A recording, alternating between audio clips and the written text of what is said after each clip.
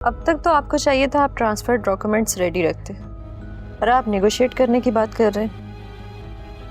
मेरे को इसमें कोई शक नहीं कि मेरा सब कुछ मेरे बच्चों का ही है, लेकिन आप क्या समझते हो, क्या मेरे बच्चे ये बिजनेस संभाल पाएंगे?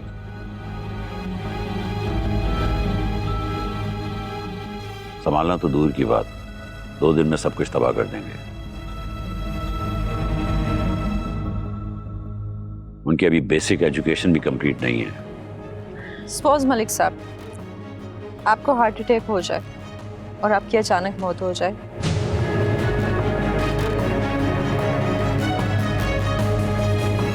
तो क्या करेंगे ये बच्चे? कुछ ना कुछ तो करेंगे ना।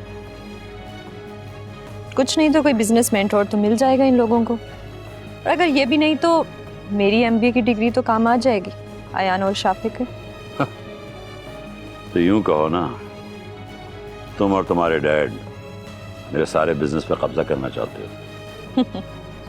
ये बात करके आपने बात खराब कर दी मलिक साहब।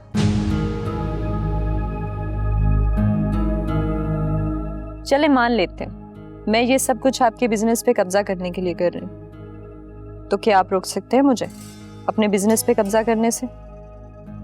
आप खामखा देर कर रहे हैं। आज रात 12 बजे तक का टाइम है आपके पास,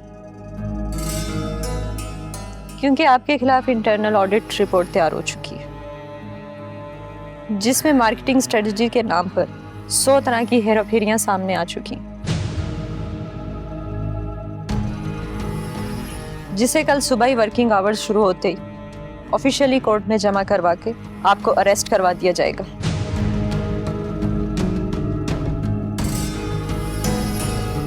आपके तमाम बिजनेस और प्रॉपर्टी कौड़ी के दाम पे खरीद सकती हूँ मैं, और फिर जेल में बैठकर आप अपने इस वक्त को याद कर रहे होंगे कि काश मैंने ये वक्त जाया ना किया होता।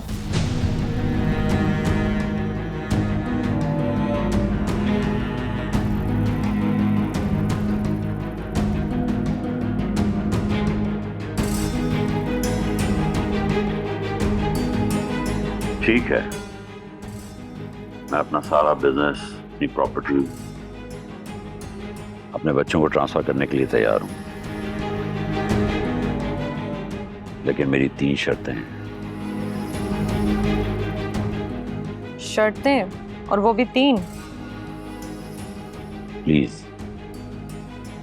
एक बार सुन लो। अच्छा ठीक है, शर्तें सुनने और मानने में फर्क होता है। आप सुनाएं अपनी शर्तें।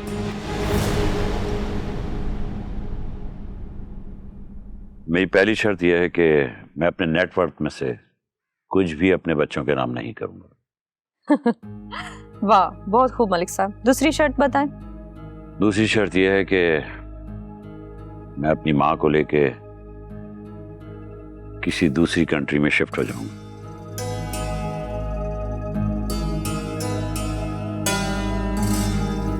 और मेरे दोनों बच्चे मेरी फर्स्ट वाइफ की निगरानी में मेरे बिजनेस को ओन करेंगे। नाइस। और तीसरी शर्त? तीसरी शर्त यह है कि हानिया अपना हक महल लेके इस घर से जा सकती है।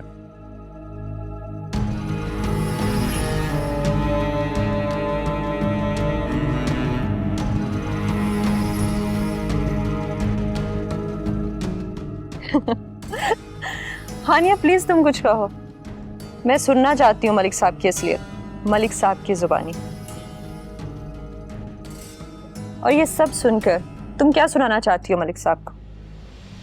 आप निहायती गिरे हुए और घटिया इंसान है मलिक साहब।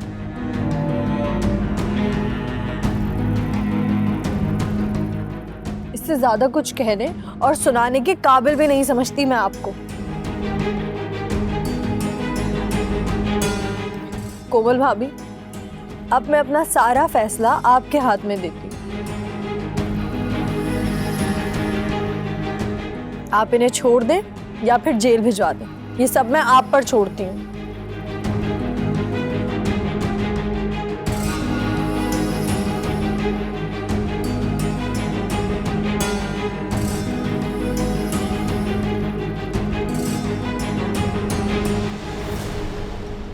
आपके साथ एक और बैड लक होगी मलिक साहब। इस लड़की को रिक्वेस्ट करके, डरा के, धमका के फिर भी मजबूर नहीं कर सकी।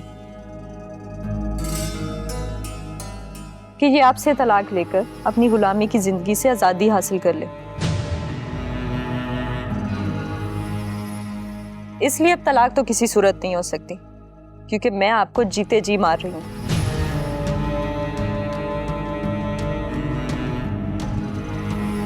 आपके जीते जी हानिया एक बेवा की हैसियत इख्तियार कर जाएगी।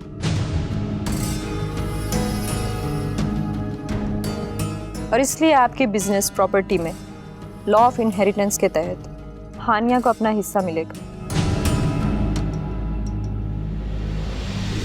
आपके बिजनेस के शेयर्स, आपकी प्रॉपर्टी और आपकी सारी दौलत में से उसे उसका कानूनी हक मिलेगा।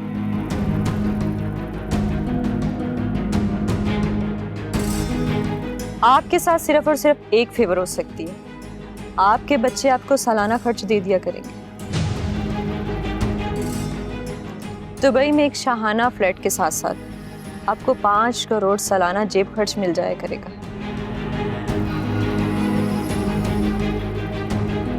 और ये 5 करोड़ आपकी याशियों के लिए काफी होंगे बाय द वे। और इसके अलावा ना कुछ एक्सपेक्ट करें आप और ना ही कोई बहस होगी अब। चलो हानिया,